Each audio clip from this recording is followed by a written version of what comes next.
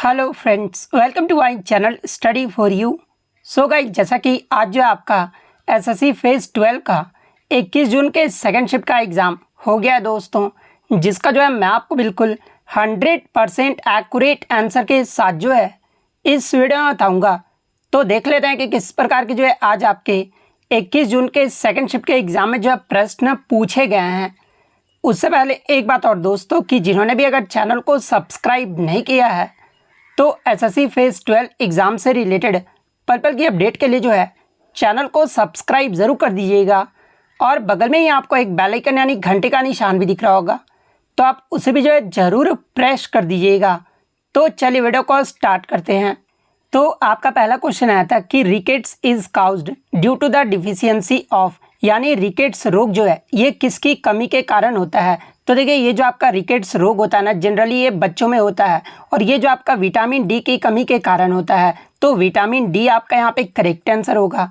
इसके अलावा बात कर ले विटामिन डी का जो है रासायनिक नाम एग्जाम में पूछा जाता है। तो देखिए, विटामिन डी का जो रासायनिक नाम यानी जो केमिकल नेम होता है ना, ये कैल्सीफेरोल होता है। तो ये फैक्ट भी आप ध्यान में रखिएगा। नेक्स्ट क्वेश्चन आपका यहाँ पर आता है कि digestion in stomach from which gland, यानी पेट में पाचन की जो महत्वपूर्ण भूमिका है ना, ये कौन सी ग्रंथि निभाती है। तो देखिए, पेट में पाचन की जो महत्वपूर्ण भूमिका है ना, ये गैस्ट्रिक ग्लैंड जो है वो निभाता है। तो गैस्ट्रिक ग्लैंड आपका करेक्ट आंसर होगा। नेक्स्ट क्वेश्चन आपका यहाँ पर था कि introduce the civil services to India, यानी भारत में सिविल सेवा की जो शुरुआत है ना, ये किसके द्वारा जो वो किया गया था। तो देखिए, भारत में सिविल सेवा की जो शुरुआत है ना, ये कॉर्नवालिस के द्वारा जो वो किया गया था, यानी कॉर्नवालिस ने जो है भारत में सिविल सेवा की शुरुआत जो वो किए थे। तो कॉर्नवालिस आपका करेक्ट आंसर होगा। लेकिन अगर एग्जाम में प्रश्न ये पूछा जाए कि सिविल सेवा की जो नींव है ना, ये किसने रखी थी, तो देखिए वारेन हेस्टिंग्स ने जो है ब्रिटिश राज के दौरान सिविल सेवा की जो वो नींव रखी थी। और इसके बाद जो है कॉर्नवालिस ने इसमें कुछ सुधार लाते हुए जो है इसका आधुनिकीकरण जो वो किया था और इसे जो वो पुनर्गठित जो वो किया था। इसलिए कॉर्नवालिस को जो है भारत में सिविल सेवा के जनक के तौर पे भी जो है ये जाना जाता है। तो एग्जाम में प्रश्न यहाँ से बनता है कि भारत में सिविल सेवा के जनक के तौर पे जो है ये किसे जाना जाता है। तो ये आपके कॉर्नवालिस को जो है वो जाना जाता है। तो ये फैक्ट भी आप ध्यान में रखिएगा। नेक्स्ट क्वेश्चन आपका यहाँ पर था कि शाहजहां के बाद मुगल शासक जो है ये कौन बना था। तो देखिए, मुगल वंश की जो स्थापना है ना, ये किसके द्वारा किया गया था। तो देखिए, 1526 में जो आपका प्रथम जो युद्ध हुआ था, पानीपत का प्रथम युद्ध, इसमें जो है बाबर जो है वो विजयी रहा था। और बाबर ने जो है मुगल की जो है वो स्थापना की थी। और कब किए थे, तो 1526 में किए थे। तो ये फैक्ट आप ध्यान में रखिएगा। और मुगल के जो पहले शासक थे ये आपके बाबर थे, जिनका शासनकाल जो है ये 1526 से लेकर 1530 तक रहा था। उसके बाद हुमायूं जो है इसके शासक बने थे, जिनका अगर शासनकाल की बात कर ले तो यहाँ पर जो है 1530 से 40 से लेकर जो है 1555 से 56 तक जो है इनका शासनकाल रहा था। उसके बाद अकबर जो है ये आपके मुगल के जो है वो शासक बने थे। उसके बाद जहांगीर जो है वो बने थे। उसके बाद आपके शाहजहाँ बने थे। और शाहजहाँ के बाद जो है मुगल शासक पूछा गया था। तो देखिए, शाहजहाँ के बाद जो आपके मुगल शासक बने थे ना, ये औरंगजेब बने थे। तो औरंगजेब आपका यहाँ पे करेक्ट आंसर होगा। और औरंगजेब का जो शासनकाल है ये 1658 से लेकर जो है 1707 तक रहा था। इसके बाद बहादुर शाह प्रथम जो है ये आपके मुगल शासक बने थे। तो ये पॉइंट भी आप ध्यान में रखिएगा। नेक्स्ट क्वेश्चन आपका यहाँ पर था कि who is the author of sacred games, यानी जो ये आपका सेक्रेड गेम्स है, जो कि आपका एक उपन्यास है, इसे जो है किसके द्वारा लिखा गया था। तो देखिए, मैं आपको बता दूं कि भारतीय अमेरिकी लेखक विक्रम चंद्रा के द्वारा जो है सेक्रेड गेम्स जो है ये पुस्तक जो है वो लिखा गया था। तो विक्रम चंद्रा आपका यहाँ पे करेक्ट आंसर होगा। इसके अलावा बात कर लीजिए, जो आपका सेक्रेड गेम्स जो उपन्यास है ये कब प्रकाशित हुआ था। तो इसे आपका 2006 में जो है प्रकाशित किया गया था।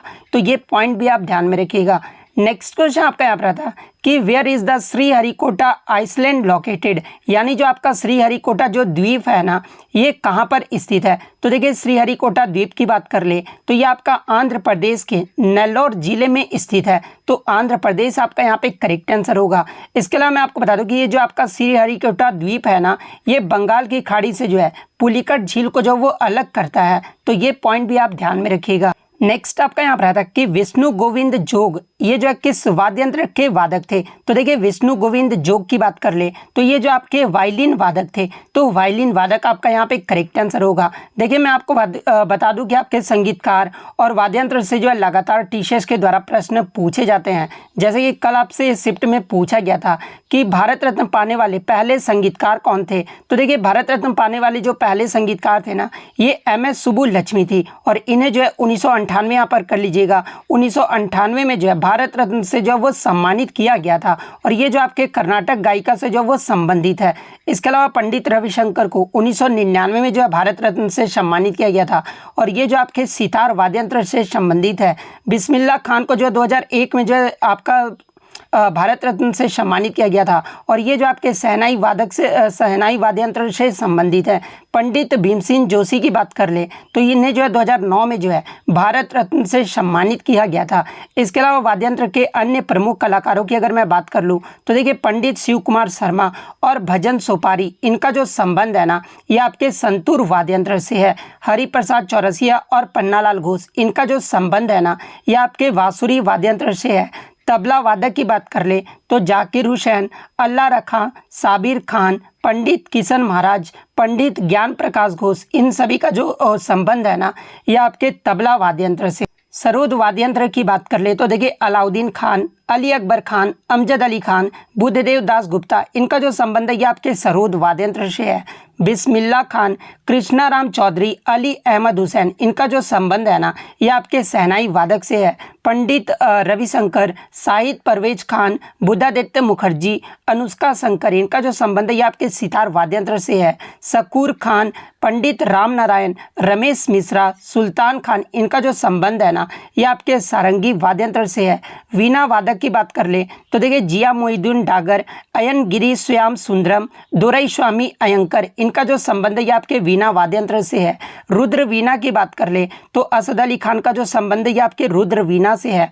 मोहन वीणा की बात कर ले तो देखिए पंडित विश्व मोहन भट्ट, जिन्हें मोहन वीणा के आविष्कारक के तौर पे भी जो वो जाना जाता है, इनका जो संबंध है ये आपके मोहन वीणा से है।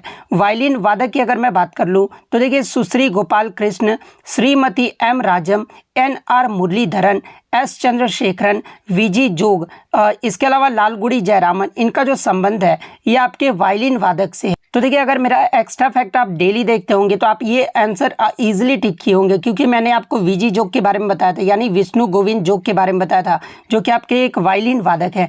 घटम की बात कर ले तो देखिए TH विनायक राम, EM सुब्रमण्यम, इनका जो संबंध है ये आपके घटम से है। मृदंगम में आपके KB प्रसाद, MV राजा रॉय, उमल्यापुरम शिव रामन, इनका जो संबंध है आपके मृदंगम से है। मैंडोलिन की बात कर ले तो U श्रीनिवास का जो संबंध है ये आपके मैंडोलिन से है। तोताराम शर्मा का जो संबंध है ना, ये आपके पखावाज से है। अन्नपूर्णा देवी का अगर पूछा जाए तो देखिए अन्नपूर्णा देवी का जो संबंध है ये आपके सुरबहार से है। ब्रजभूषण काबरा का जो संबंध है ना, ये आपके गिटार वाद्य यंत्र से है। तो ये सारे फैक्ट जो आपको ध्यान में रखना है। नेक्स्ट क्वेश्चन आपका यहाँ पर था कि जब श्रमिक नए रोजगार की तलाश करते हैं या फिर पुरानी नौकरी छोड़कर नई नौकरी में जाते हैं तो ऐसी बेरोजगारी को जो है किस प्रकार की बेरोजगारी जो है वो कहा जाता है। तो सीधा साधा मैं आपको बता दूं कि इसमें जो आपका फ्रिक्शनल अनएम्प्लॉयमेंट यानी घर्षणात्मक बेरोजगारी का जो डेफिनेशन जो है वो पूछा गया था। तो देखिए जब जो वर्कर होते हैं ना, ये नए रोजगार की तलाश करते हैं या फिर पुरानी नौकरी छोड़कर नई नौकरी में जाते हैं तो ऐसी बेरोजगारी को जो है ये आपका फ्रिक्शनल अनएम्प्लॉयमेंट यानी घर्षणात्मक बेरोजगारी जो है वो कहा जाता है। तो घर्षणात्मक बेरोजगारी आपका यहाँ पे करेक्ट आंसर होगा। नेक्स्ट क्वेश्चन आपका यहाँ पर था कि इन विच स्टेट, यहाँ पे स्टेट नहीं सिटी पूछा गया था।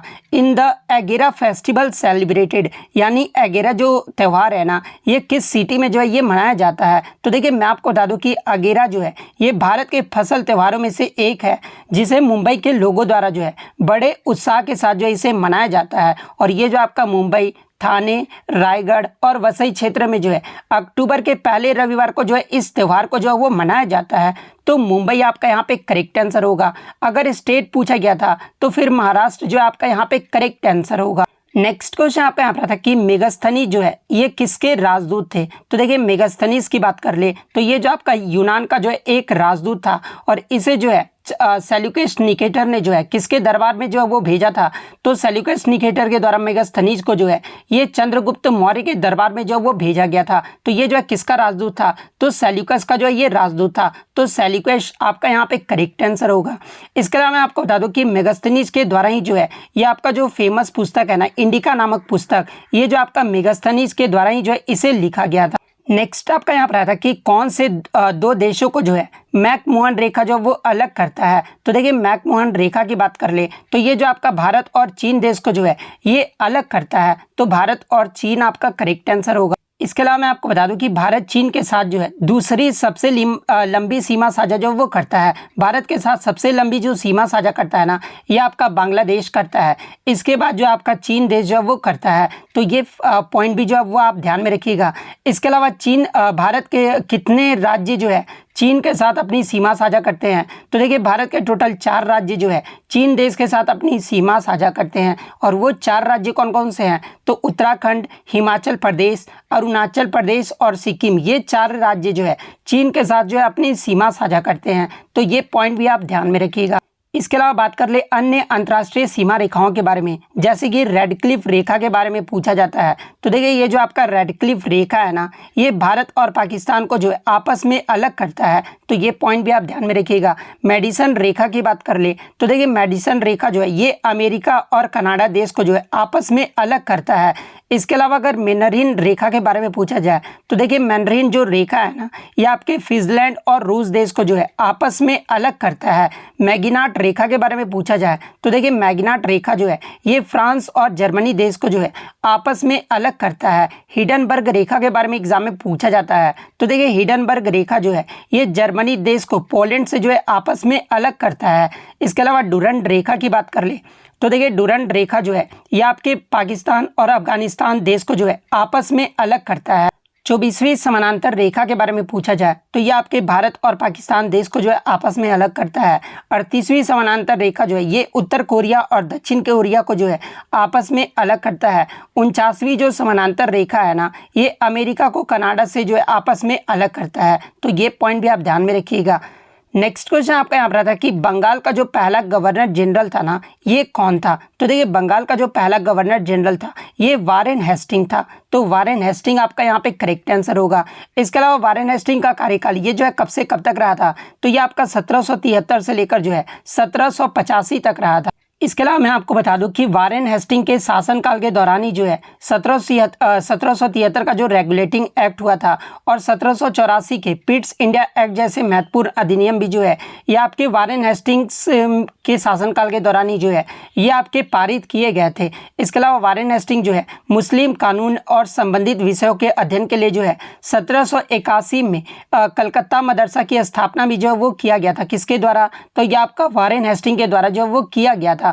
और इसी ने जो है क्लाइव की जो दोहरी सरकारी जो प्रणाली था ना, वो समाप्त कर दिया था। तो ये पॉइंट भी आप ध्यान में रखिएगा। तो ये तो हो गया आपका बंगाल का पहला गवर्नर जनरल। अगर आपका भारत का पहला गवर्नर जनरल पूछा जाए तो देखिए भारत का जो पहला गवर्नर जनरल था ना, ये आपका विलियम बेंटिक था। तो ये पॉइंट भी आप ध्यान में रखिएगा। इसके अलावा मैं आपको बता दूं कि भारत सरकार अधिनियम जो आपका 1858 में हुआ था ना, भारत सरकार अधिनियम 1858 का, इसमें जो है भारत के गवर्नर जनरल का नाम बदलकर जो है ये आपका भारत का वायसराय कर दिया गया था। और भारत का अगर पहला वायसराय पूछा जाए कि कौन था, तो देखिए भारत का जो पहला वायसराय था ना, ये आपका कैनिंग था। इसका नाम आपको ध्यान में रखना है कि कैनिंग जो था ये भारत का पहला जो है वो वायसराय था।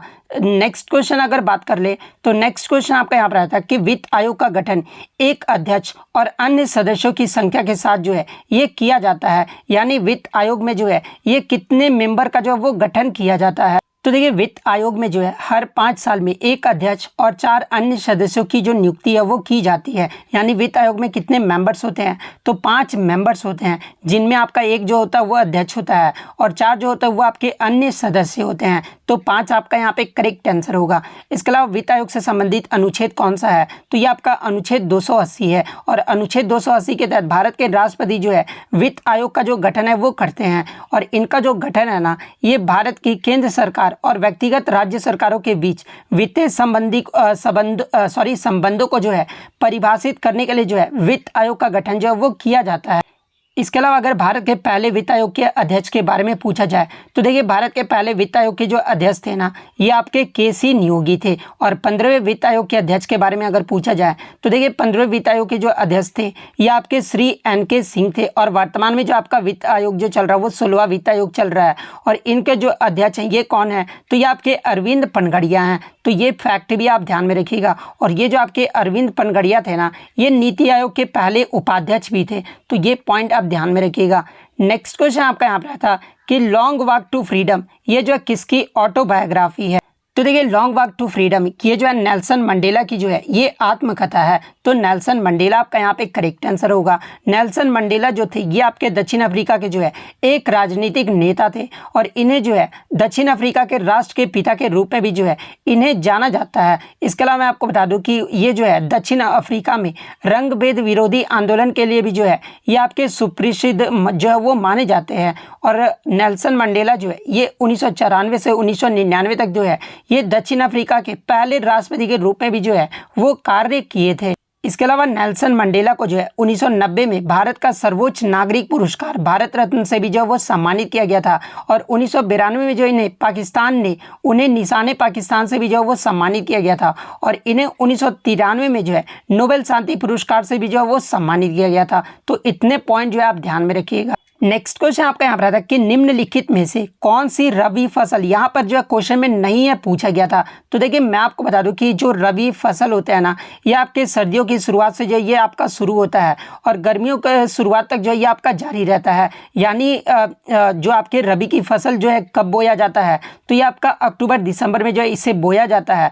और अप्रैल जून के महीने में जो है रबी की फसल को जो वो काट लिया जाता है। और रबी की फसल में आपके कौन कौन से आ जाते हैं, तो ये आपके गेहूँ, जौ, चना और तिलहन, ये सभी जो आपके रबी के फसल हैं। तो ऑप्शन में आपका गेहूं और इसके अलावा जौ दिया गया था। इसके अलावा सरसों भी जो है ये आपका रबी की फसल है, तो सरसों भी दिया गया था। इसके अलावा एक ऑप्शन जो था वो आपका खीरा दिया गया था। तो देखिए खीरा जो है ना, ये आपका जायद की फसल है, ना कि आपका रबी की फसल है। तो खीरा जो आपका यहाँ पे करेक्ट आंसर होगा। इसके अलावा अगर खरीफ फसल की बात कर ले तो खरीफ फसल को जो है ये आपका जून जुलाई के महीने में जो इसे बोया जाता है। और इस फसल को जो है अधिक तापमान के साथ आर्द्रता तथा शुष्क वातावरण की भी जो आवश्यकता होती है। और ये जो फसल है ना अक्टूबर के माह तक तैयार हो जाता है और इसे जो है नवंबर के महीने में जो वो काट लिया जाता है। तो ये पॉइंट भी आप ध्यान में रखिएगा। और खरीफ की फसल में जो आपके कौन कौन से फसल आ जाते हैं, तो देखिए चावल, ज्वार, बाजरा, मक्का, मूंगफली, इसके अलावा गन्ना, सोयाबीन और कपास, ये सभी जो आपके खरीफ की फसलें हैं। तो ये सारे पॉइंट जो आप ध्यान में रखिएगा। नेक्स्ट क्वेश्चन आपका यहाँ पर आया था कि गणतंत्र दिवस के परेड में किसको जो वो सलामी दी जाती है। तो देखिए गणतंत्र दिवस के परेड में जो है ये भारत के राष्ट्रपति को जो वो सलामी दिया जाता है। तो राष्ट्रपति आपका यहाँ पे करेक्ट आंसर होगा। इसके अलावा मैं आपको बता दूं कि डीपीएसपी से जो आपका एक प्रश्न पूछा गया था, एग्जैक्ट मुझे प्रश्न याद नहीं है कि डीपीएसपी से जो है आपका क्या प्रश्न पूछा गया था। तो देखिए डीपीएसपी से संबंधित जो आपके अनुच्छेद है ना, ये आपके अनुच्छेद 36 से 51 तक जो है ये आपका डीपीएसपी का वर्णन जो वो किया गया है। और भाग 4 में जो है डीपीएसपी का वर्णन जो है वो किया गया है। इसके अलावा एक आपका कोविड-19 के फंड से रिलेटेड जो आपका एक प्रश्न पूछा गया था। एग्जैक्ट मुझे ये प्रश्न याद नहीं है कि कोविड-19 के फंड से जो है आपका क्या प्रश्न जो वो पूछा गया था। तो आप यदि अगर एग्जाम देकर आए हैं तो आप ये प्रश्न जो वो कमेंट करके जरूर बता दीजिएगा। तो इतने क्वेश्चन जो है आज मुझे बच्चों के द्वारा मिले हैं जो कि 100% रियल और ऑथेंटिक है। तो अगर वीडियो अच्छी लगी हो तो वीडियो को जो है लाइक ज़रूर कर दीजिएगा। और इसी तरह रियल एनालिसिस पाने के लिए जो है चैनल को सब्सक्राइब ज़रूर कर दीजिएगा। तो मिलते हैं नेक्स्ट वीडियो में, तब तक thank you, all the best.